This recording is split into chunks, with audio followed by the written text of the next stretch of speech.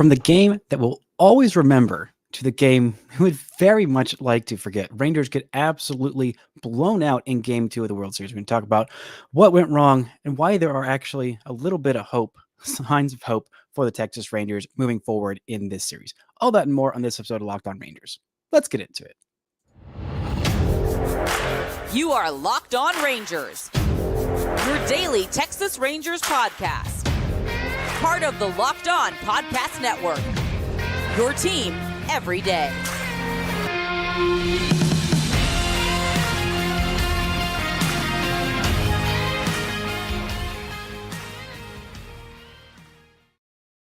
You are locked on to the Texas Rangers. I'm Bryce Patrick, a cripplingly addicted Texas Rangers fan covering this team for 10 seasons, including all 5 as the founder and host of Locked On Rangers. Thank y'all so much for making Locked On Rangers your first listen every single day. If you're not already, you can follow me on Twitter at Bryce Patrick. You can follow the show at Locked On Rangers. The best way you can help grow the show is to subscribe on your favorite podcasting platform or YouTube and listen every single day and comment nearly any single thing below. This was an absolute stinker of a game. 9-1, the Rangers lost. They did not make it close. It was close for the majority of this game.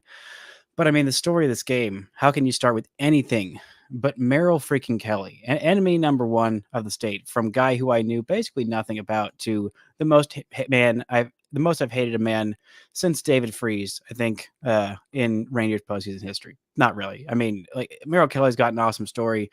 He was just absolutely sensational in this one. And at this point, at a game like this was honestly one of the greatest pitching performances I think I might have ever seen. Like, yes, there was a bit of a generous zone, and yeah, that helped him out a little bit more than it did the Rangers, but the man just hit his spots. Like, every single time out, this man just hit his spots, and even on the home run that he gave up to Mitch Garver, that was a sinker down and in, off the plate and inside.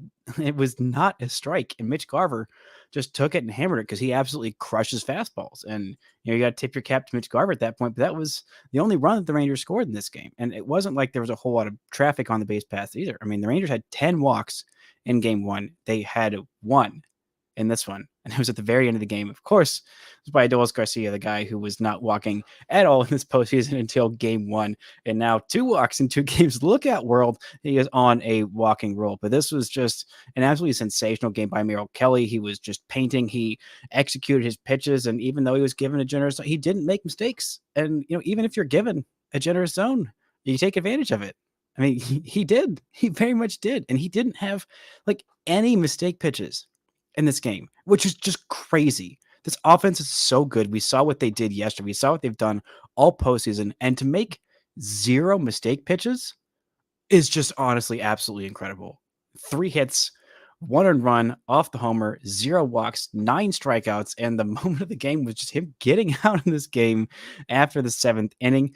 I mean, he probably could have gone for the 8th. He maybe could have gone for a complete game and saved the bullpen entirely. But I mean, at that point, I mean, the D-backs had poured more on, and Montgomery just wasn't himself. He wasn't his same self in this one. Montgomery's velocity was down, but I felt like everyone was talking about how, oh my God, actually, Jordan Montgomery really just sucked so bad in this one. I mean, he didn't have his best game, but he did what good pitchers do, and he battled through. I mean, he ended with a line of 6 innings, 9 hits, 4 runs, all of them earned, 1 walk, 0 strikeouts, and 1 solo home run.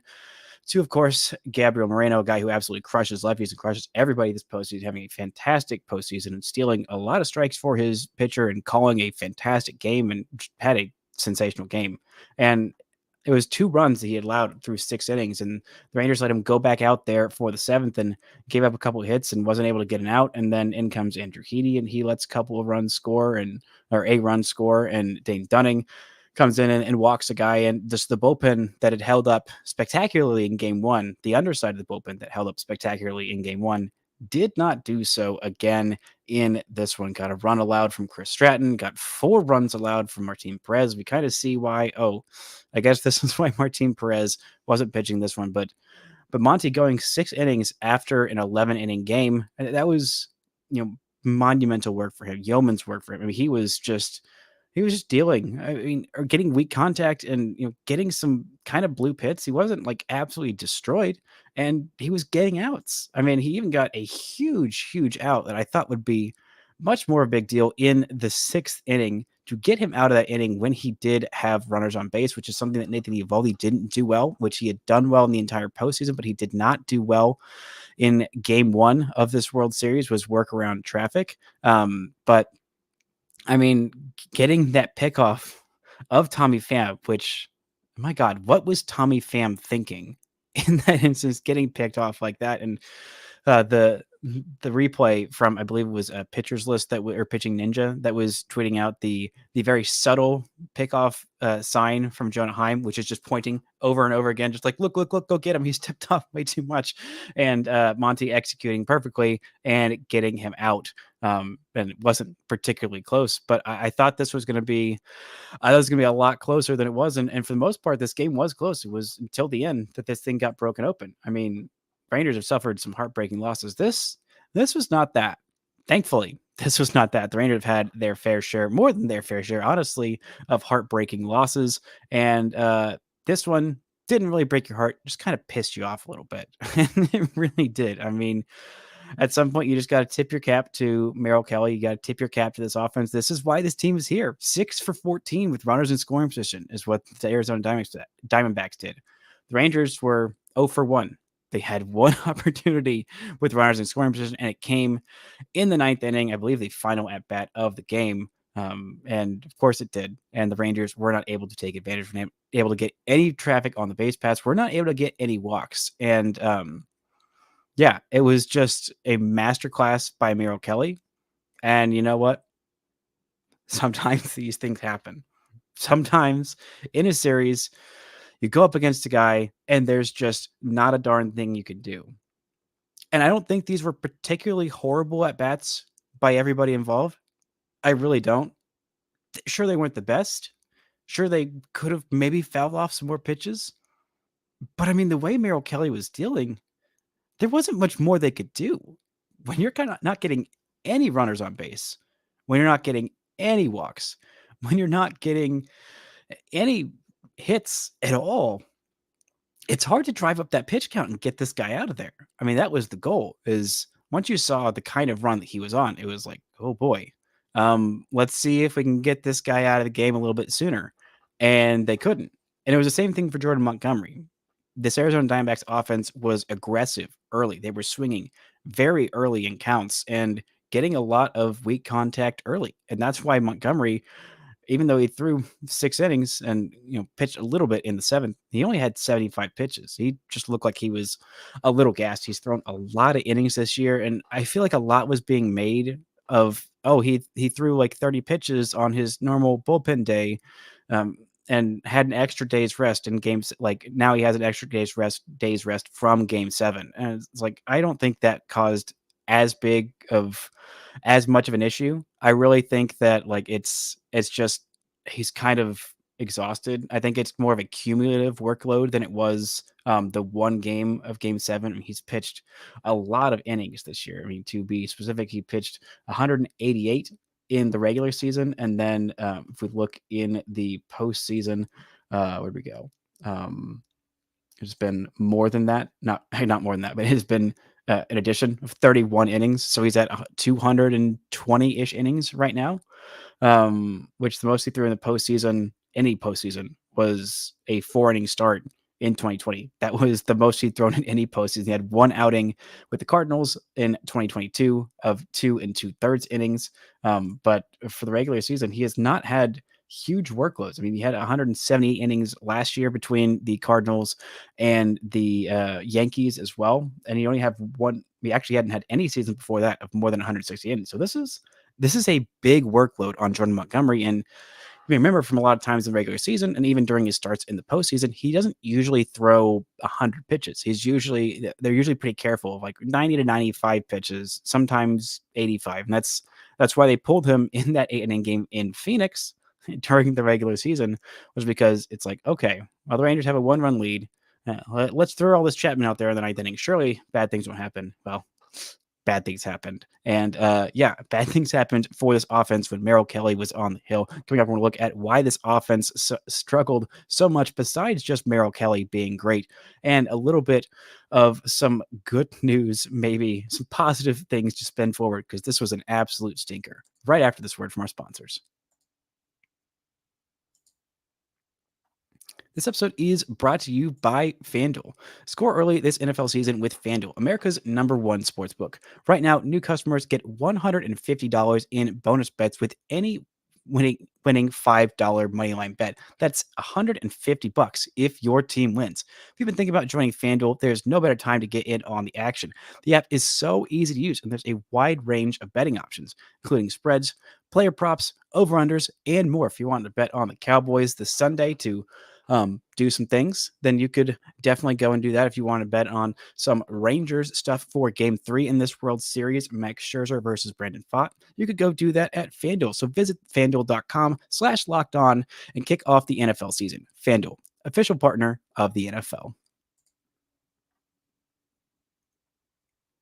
Shout out to the everydayers making Locked On Rangers your first listen every single day. I think I'm going to wait and maybe do a mailbag tomorrow. We'll see how we're feeling heading into this weekend, if we get some good mailbag questions, or maybe we'll just be live after game 3 of the World Series, where the Rangers take on the Arizona Diamondbacks. You can catch every pitch of the hometown broadcast on SiriusXM. Just download the SXM app and search Rangers. Now, this was a rough day for the Rangers offense. And like I said earlier, this umpire had a very generous zone. It felt like it wasn't particularly even in Quinn Walcott, who is, generally regarded as one of the best, most fair officiating ball and strike call umpires. But this was just not his best game. And the Rangers did not get the benefit of the doubt on a lot of calls. And normally it always, this is still definitely peak loser energy for me of just nitpicking the balls and strikes. But this Rangers offense, their win and loss record is, there's a lot of things that can go against them if the balls and strikes are not headed their way. I mean, we saw them work 10 walks last night, and the margins of the strike zone are so important to this team. They're important to every team, but this team especially, a team that is this patient, that is this good at taking pitchers like a Merrill Kelly, literally any pitcher, and forcing them to be absolutely perfect. And in games like this, and to stay like right on the edges of the zone, because it's even a little bit outside the zone, which, to be fair, Merrill Kelly kind of was. He had a expanded zone. And when those calls go against them, this team can struggle hitting wise. That is one of the few things, is forcing these pitchers to be perfect, to pass the baton. That's why this offense has success. But sometimes when they get a zone like this, and a pitcher like this on this kind of another celestial plane, like Merrill Kelly was tonight, it's hard to do much of anything against him, because this team was not swinging at good pitches. When the zone is expanded, then you have to expand and you have to swing at worse pitches. You make weak contact. And if you're not striking out, then you are just, popping balls up, or you're grounding them weakly into the dirt, and you can't get much of an offense going anyway. I mean, that's kind of what happened tonight to this Rangers team. When they aren't able to work walks, when they aren't able to drive up the pitch count of these starters. I mean, Merrill Kelly threw 89 pitches in 7 innings. 89 pitches in 7 innings. He was cruising through this one, and the Rangers couldn't do much of anything. And sometimes, again, it's hard to overanalyze more of this. It's just, that's what happens. That's the way baseball goes sometimes. And when you're having to use the underside of this bullpen, especially, it looks a lot more lopsided than it was. I mean, Montgomery, if they had just pulled him after 6 innings and they had gone with more of the A side of their bullpen, it was a 2-run game, or a 1-run game at that point. It was a 2-1 game, and it could have looked entirely differently. But having an 11-inning game the night before, which you did win in dramatic fashion, did tax the bullpen a little bit. Some of these guys were a little taxed, and Heaney and Dunning, they were fine. They only threw 2/3 and 1/3 of an inning, respectively. Stratton, you weren't able to get the best out of him. And Martin Perez, when he came in, he was just not great. I mean, this is This is not a helpful pitcher at this point, which breaks my heart to say. I was so excited to see Martin Perez just in the World Series at all. After all he's been through, after all of the shtick that he's gotten, and it really breaks my heart because Martin Perez was so incredibly good last year, and he reminds me so much of Jordan Montgomery. They're both guys who get weak contact. They're lefties. They're crafty. They know exactly what they're doing. And there's a lot of variance with them. There is a lot of room for up and down. And this year, for whatever reason, Martin Perez was just down, and he was down for most of the year. He had a couple of really good starts, but for the most part, he was just not the same consistent pitcher that he was last year. I don't know what it is. I honestly have no idea. If I did, then I would probably be an MLB pitching coach and I would be getting paid a lot more money and I wouldn't be sitting here podcasting tonight. I would be analyzing the film and breaking it down. But I'm not that smart, unfortunately. I wish I was. Or maybe I don't. I don't know. It's a lot of brain power, a lot of responsibility that I don't know if I'm ready for. But Martin Perez just does not have it. And as a frustrating outing to see it, this Rangers offense, maybe they could have rallied a bit. I mean, it's not like they were just making weak contact. I mean, late in this game, the Rangers were making loud, hard contact. In that 8th inning, they had 3 outs, 3 hard hit balls. Perfect inning where Nathaniel Lowe grounded out on a 107.9 mile an hour ground out with a 600 expected batting average. Then up comes Josh Young, 95 miles an hour off the bat, ground out, 380 expected batting average. Then up comes your 9-hole hitter. You think, okay, well, surely the Rangers won't get BABIP to death 3 straight times in a row. You'd be wrong.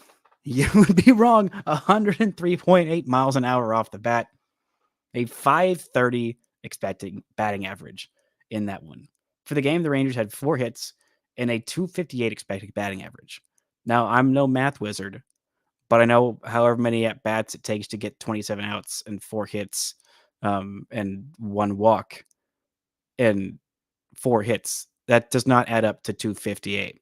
That is significantly lower of this team getting absolutely BABIP. There's also 2 more incredibly BABIP bad luck ones, including Mitch Garver's final out of the inning or of the game, 104.4 miles an hour off the bat, 560 expected batting average. Corey Seager, 102 off the bat, 520 expected batting average. I mean, it was just all over this game. A lot of hard contact that didn't go their way. The home run by Garver and a fly out by Nathaniel Lowe later that inning that looked like it could have been a home run. It's a 780 expected batting average, 103.6 off the bat, and a home run in 3 parks. Of course, they would be Boston, Wrigley, and Citi Field, but unfortunately, not this one, which is really all that matters. The Rangers were not quite able to get it done in this one. Just a frustrating, mind-numbing day coming off of the win of a lifetime.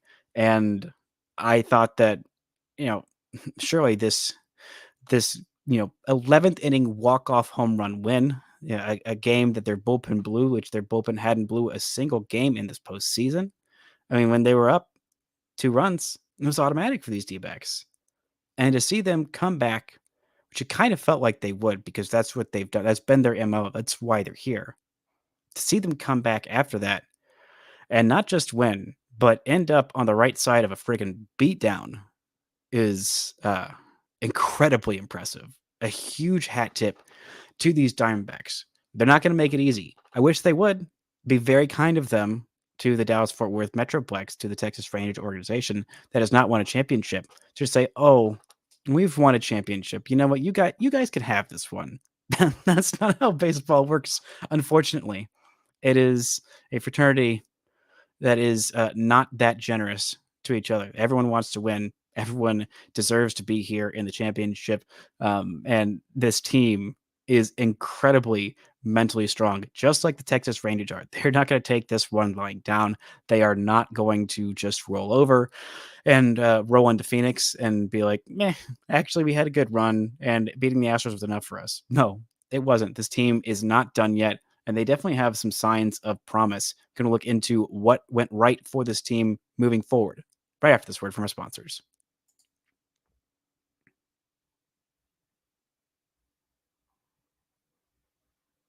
Shout out to the Aviators making Locked On Rangers your first listen every single day. On Tuesday's show, I'll be live yet again on YouTube right after game 5. Yes, that'll be, no, 4. Whatever. I don't know what days of the week are or numbers are, but I'll be live after every single game of this World Series, however long it goes. And you can catch every pitch of this World Series on the Sirius on World Series on the Sirius XM app. Just download the SXM app and search Rangers.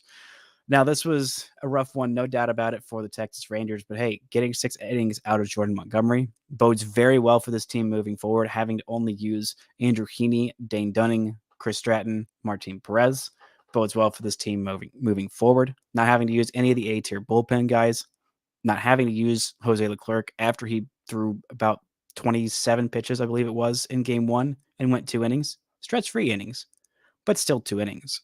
And they still haven't thrown Chapman or Spores, even though Chapman has warmed up twice in 2 games. So those things bode well for the Rangers. And what does not bode well is going off of this offensive game that was an absolute dud. And the guy who they're facing on the hill in Brandon Pfaadt has been very good this postseason. He has been very good this postseason. And opposite him is Max Scherzer, who has been less than good in this postseason. One might even say bad. One should say bad because he has been bad, but he has also been hurt. He has also had 2 starts that have basically been rehab starts. And it's Max Scherzer versus Brandon Pfaadt. I know recency bias is tempting. I know that, logic says, oh, the old hurt guy is probably going to be bad, and the young rookie who had a lot of promise and has been pretty good over the last couple of weeks might continue to shove. But it's Max Scherzer versus Brandon Pfaadt. Why are we overthinking this so much? I feel like a gem from Max Scherzer is coming. I really do. It would be very fitting for Scherzer to come out there and look absolutely sensational. Go out there and throw like 6 innings of 1 or 2 run ball. Not like a perfect game or anything insane like that, but just a solid start out there to get this Rangers team back in it and to have this offense hit well on the road when it hits first. I mean, this Rangers team at home doesn't usually hit well in the first inning, I feel like. But on the road in this postseason, they've been much better about early offense. And there's just something about jumping on the home team early. When you get a run or 2 runs or 4 runs or a bajillion runs in the first inning, and that team is already down before they even have a chance to step up to the plate, that is a huge, huge mental advantage for your starting pitcher and for the rest of your team. There's a reason this team is undefeated on the road in the playoffs. It's because they're really good at it. They have done it for most of this playoffs. This is the first time that they have home field advantage in any series. Of course, it comes in the World Series. They were on the road for both games in the wild card series. They were on the road for the first 2 games out of 3 against Baltimore. They were on the road for the first couple games against Houston, where they took both of those. And then coming back after those brutal 3 home games, they took game 6 and game 7 on the road. This team has not lost a road postseason game. And I'm really hoping that trend continues, because if it does, then my prediction of Rangers in 6 will be wrong. It will be Rangers in 5, which would be amazing. I would take that. I would like to be wrong. I was wrong in the first series, or in the ALCS. I said Rangers in 5. I would like to swap that out and have Rangers in 5 be accurate this time. Rangers in 6, Rangers in 7. I don't care. Just freaking win the thing. Just win the thing, because these are 2 incredibly talented teams that are so good at taking these gut punches, at taking these losses like this, getting kicked in the nards, in the spleen, getting shivved in the shin, and coming right back and saying, you know what, I'm fine. That didn't hurt actually that bad. And now I'm going to go do that to you, and it's going to hurt you much worse. That is why these 2 teams are the ones left standing in this brutal MLB postseason tournament. They have weathered the blows. They have suffered the slings and arrows of defeat in heartbreaking ways time and time again. And again, I hope every single person who was heading into this World Series saying, first off, this wouldn't be compelling. Heck with those people. Then second off, the people who said these teams aren't actually that good, those people are absolutely looking like buffoons now. Yeah, the Diamondbacks won 84 games in regular season, but they're not that team anymore. They're not that team. Brandon Pfaadt was pretty terrible in most of the regular season. A little better in the second half. He was fine, mid fours ERA. Not great. If that's your number three and that team made the postseason, you think, huh? How'd they do that? But in the postseason, he's been on another level. I'm hoping that he can return to more of the regular season Brandon Pfaadt. That would be super swell. I would really appreciate that of him, for him to just go ahead and revert back to the old form, be back to the old me. Lord, forgive me, I'm back to the old me. I'm hoping that Brendan Pfaadt is saying that after game 3. And I didn't mean that to rhyme, but it did. So yay me, I'm a poet or something. I don't know. This is a rough one. Just grasping at straws at this one, honestly, because this was the worst this team has been beat. They were beat by the Astros in a lot of close games. Those are the only other games that this team has lost in the postseason. In case you forgot, they were undefeated heading in there, and I wish that this team had just stayed undefeated the entire way. But you know, that's not really the way baseball go. You face some other good teams as you get in the later rounds.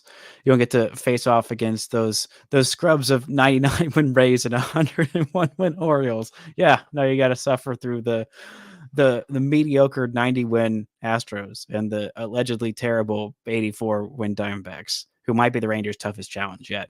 I know those Houston Astros took the Rangers to 7, and the Diamondbacks might do that too. But I think this D-backs team might be the Rangers' toughest challenge yet. But I'm glad we're still here in this mutual respect phase of Rangers and Diamondbacks. Still very nice, cordial World Series. There's no utter villains. There's no. I mean, Adolis has been hit by a pitch in the hand, clearly unintentional. But there's not as much of the angry name calling nonsense that was happening in the other rounds. It was just kind of exhausting, and I think would have exhausted everybody if it went on through the World Series. But this is a tough fought series, and it really. One of the other things that kind of changed on ahead with the way the Rangers used their pitching staff in this game and in the game before is who's going to pitch game 4. It looked like a clear choice before the series. It was going to be Andrew Heaney and Dane Dunning. I was like, all right, that's going to be the gig. That's what they're going to go with. And they still might, because Andrew Heaney only faced the minimum of 3 batters, and Dane Dunning only faced 2 because he was getting out of an inning. So they could still end up going back to those guys. Heaney threw 6 whole pitches. Dane Dunning threw 9. So it's not like they're exactly super taxed, but it is them performing in roles they haven't done very often. Dane Dunning was a long reliever for the first part of this season, and even down the stretch, I believe he did come out of the bullpen at least a time or two. But Heaney has pretty much been a starter. So I'm curious as to what this means for what the Rangers are going to do with their alleged bullpen game in game 4. And it'll probably depend on what happens with Max Scherzer. But I kind of knew this might be the case because both Zach Allen and Merrill Kelly are so good. And the Rangers haven't had really a bad start from Nathan Eovaldi or Jordan Montgomery. And they got bad starts from 2 of them in the first couple of games, which is not what you're looking for. But the Rangers were able to take that one, and that might end up being the difference in this series, is the Rangers being able to win at least a game when their 2 aces that have been unhittable, absolutely sensational in this postseason, just weren't their best selves. But I think the game 4 conundrum at this point, what I would be leaning towards is John Gray. See if he can get you 3 innings, 4 innings. We'll see what he looks like then. He did pitch earlier in this series and looked much, much better. He was part of the reason that bullpen held up for as long as they did. He was absolutely sensational out of the pen in game 1. Is he going to look like that if he is starting in game 4? I don't know. How long can he get you? I don't know. But having him back there, I think, is an important thing for this Rangers team, of him looking good, him outperforming Martin Perez in the playoffs, given the status of their health heading into these playoffs, was not something that I expected. I think that hip issue for Martin Perez is kind of affecting him, and I would honestly be very surprised if we see Martin Perez again in this series, unless the Rangers are just getting absolutely blown out. I think that's pretty much the only place that we're going to see Martin Perez, unfortunately, for the rest of this series, and this may be his last outing with the Texas Rangers, because he is a free agent at the end of the season, and I don't know if the Rangers are going to re-sign him. And if that's the case, and this 2-year run back with the Rangers after some time away.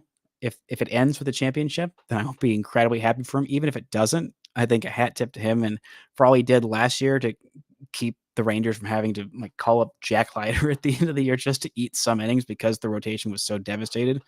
I mean, I don't care that he made $19.5 million this year, and you shouldn't either unless you're Ray Davis or a member of the front office. You shouldn't care if he was a little bit less than the Rangers paid for because he was sensational last year and he came up in big spots this year. I mean, down the stretch in that game 162, he was phenomenal.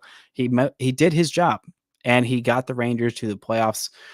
Whether he performed well in these playoffs or not, we can maybe go ahead and forget about that and forget about this game because it was an absolute stinker. This Rangers team doesn't stay dead. They bounce back incredibly well, and I'm expecting them to take this off day, head back to the park or head to Arizona in game 3 with their heads held high, thinking it's just another game. That one stunk. We'll go get them next time. And for the most part, this playoffs, they've proven that the next time they almost always do get them. That's going to do it for tonight's show. Thank you all so much who joined me live and for those of you who listen later. And until next time, don't forget to enjoy Texas Rangers World Series baseball.